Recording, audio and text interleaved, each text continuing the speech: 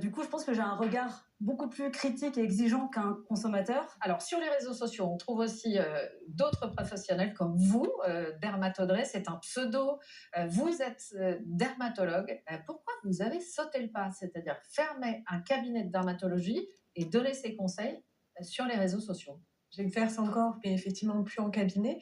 Ce qui m'a donné envie de me lancer sur les réseaux sociaux, c'était de Dermato partager ma Dre. passion autour de la santé, de la peau, parce que finalement, que ce soit par les patients ou par toutes les personnes qu'on connaît, qu'on rencontre, les gens ont beaucoup de questions autour de la peau, les sujets du quotidien, les grains de beauté, l'eczéma, les verrues. Il y a vraiment toujours ces mêmes thèmes qui reviennent. Ouais. Finalement, en faisant des vidéos, ça permettait d'informer, de rassurer aussi, ou d'alerter à bon escient, et peut-être au final d'améliorer un peu l'accès aux soins, qui est dans la situation difficile qu'on connaît actuellement. Mais en tant que dermato, on est d'accord, vous donnez aussi votre avis sur les produits cosmétiques, c'est-à-dire que vous n'êtes pas que sur les maladies de peau, on est bien d'accord? Alors, je suis principalement sur les maladies de peau, et en tant que médecin, moi, je peux pas donner mon avis sur des produits en particulier.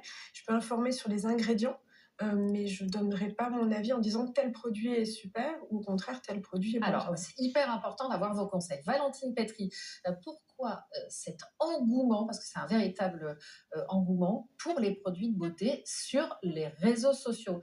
C'est récent selon vous? On a plus envie de prendre soin de soi? Non, c'est pas récent. Je pense que l'histoire d'amour entre les réseaux sociaux et la beauté a commencé avec YouTube. Donc c'est très vieux, c'est il y a plus de 20 ans. Et à l'époque, c'était une sorte d'espace de liberté quand même. Ouais. C'était des Ouais. gens qui étaient tout seuls dans leur chambre.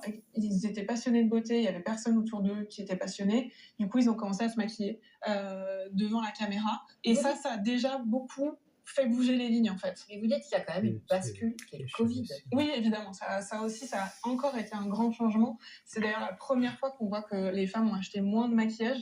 On dit toujours qu'on achète du maquillage quoi qu'il arrive. Ben non, en fait, c'est la première fois pendant le Covid où on a acheté moins de maquillage, on a acheté beaucoup plus de crème, De soins. et les gens ont eu aussi plus de temps et sont devenus plus experts. Et les influenceurs experts ont aussi vraiment émergé à ce Et moment-là. on a eu le temps de s'intéresser à ce qu'il y avait dans ces crèmes. Oui, les marques ont dû un peu suivre en informant beaucoup plus sur ce qu'il y avait dans les crèmes. Donc, bascule au Covid, on le voyait dans l'enquête, L'Oréal a bâti en partie sa stratégie marketing avec ses égéries. Ça va de Jane Fonda, 88 ans, à Viola Davis, 60 ans, jusqu'à Kendall Jenner, 30 ans.